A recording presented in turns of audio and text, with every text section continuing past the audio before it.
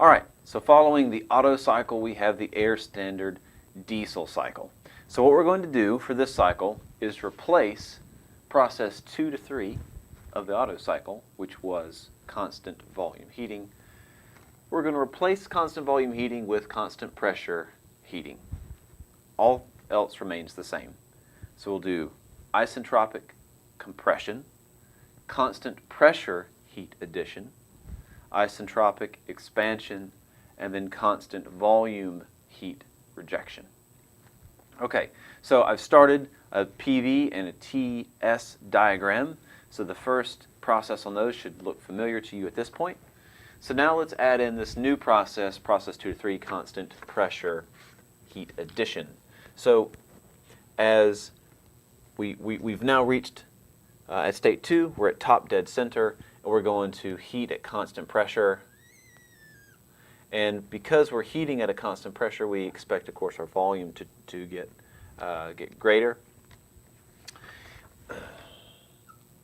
Okay, so on here, we're going to increase our temperature and our entropy. All right, so pressure is a constant on that one instead of volume being a constant. Now, process 3 to 4, remember, was isentropic expansion. So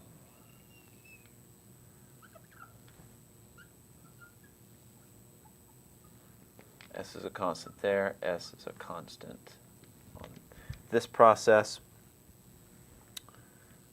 So isentropic, so constant enthalpy or entropy from 3 to 4.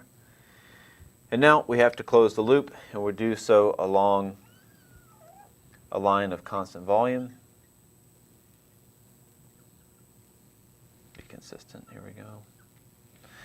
All right, constant volume from 4 back to 1. Okay, now let's look at how we analyze this cycle like we did with the Otto cycle. So my first law, energy balance, will tell me that M delta U is going to be equal to Q minus W.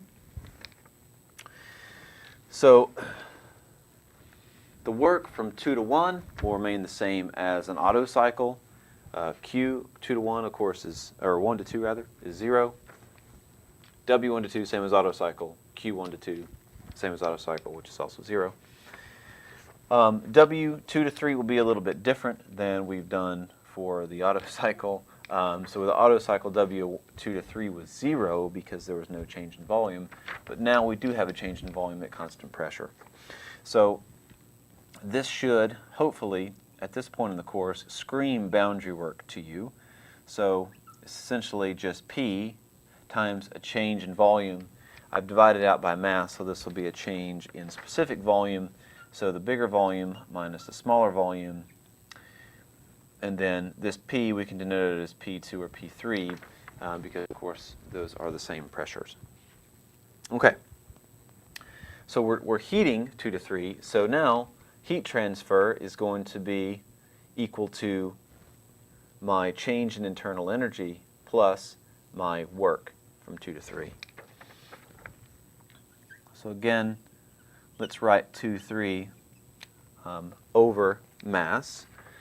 So this becomes delta U, which is 3 minus 2 plus P, V3 minus V2. There's my work. So you might be thinking, well, delta U plus P delta V, that looks a lot like enthalpy. Well, you would be right.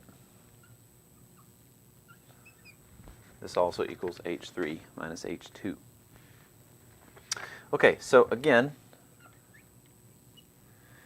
eta, my cycle efficiency is going to be W cycle. In this case, I'll put it over mass, over Qn, put that over mass. So my heat transfer is happening only from 2 to 3. And I've got now a power stroke that spans 2, 3, and 3, 4. So I'm expanding on both of those processes. And I'm putting in work from 1 to 2.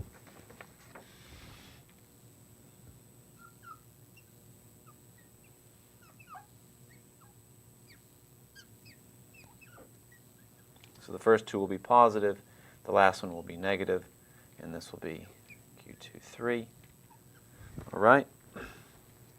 So if we plug in all we know about work 2, 3, work 3, 4, work 2, 1, we will find that this is going to be 1 minus U4 minus U1 over H3 minus H2.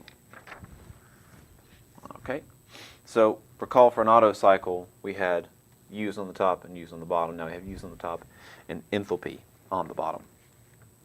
Okay, a few more things. We have a new term here, a new variable called the cutoff ratio.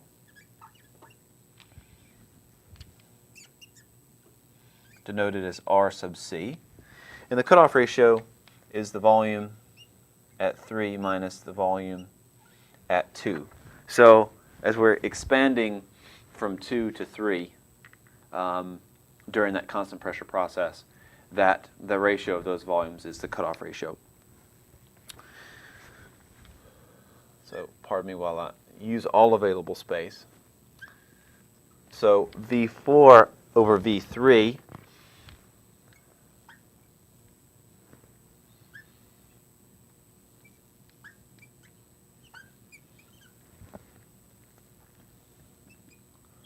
do a little bit of algebra here for you.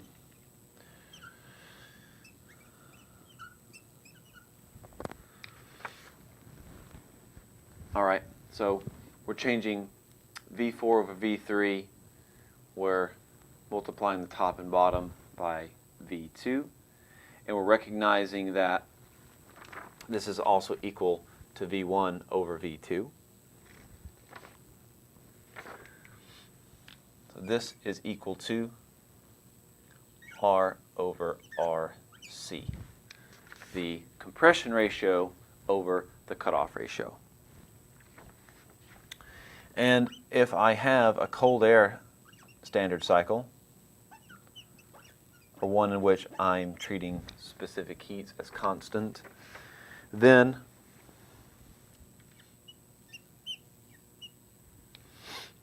I can use some isentropic process relations in terms of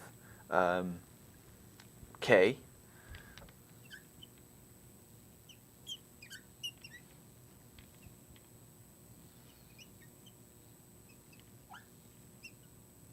All right, so that's unchanged from before.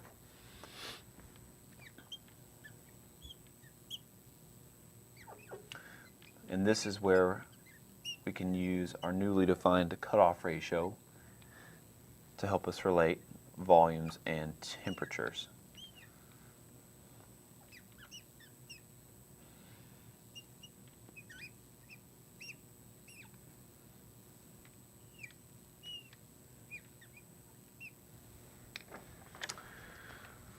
All right.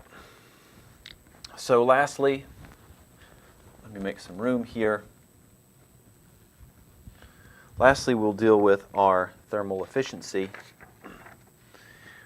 which gets a little bit complicated. So do recall that I've defined it in terms of internal energy and specific, or excuse me, in specific enthalpy down here. But in terms of a cutoff ratio and a compression ratio, I can write eta as 1 minus 1 over R to the K minus 1 times RC to the K minus 1 over K times RC minus 1. So derive this expression if you like, using what you have available to you in constant specific heats. Not something worth memorizing, but certainly something that you should know how to use if given R and RC, or if you have found R and RC along the way. This may be a more convenient form of the thermal efficiency to use than this one.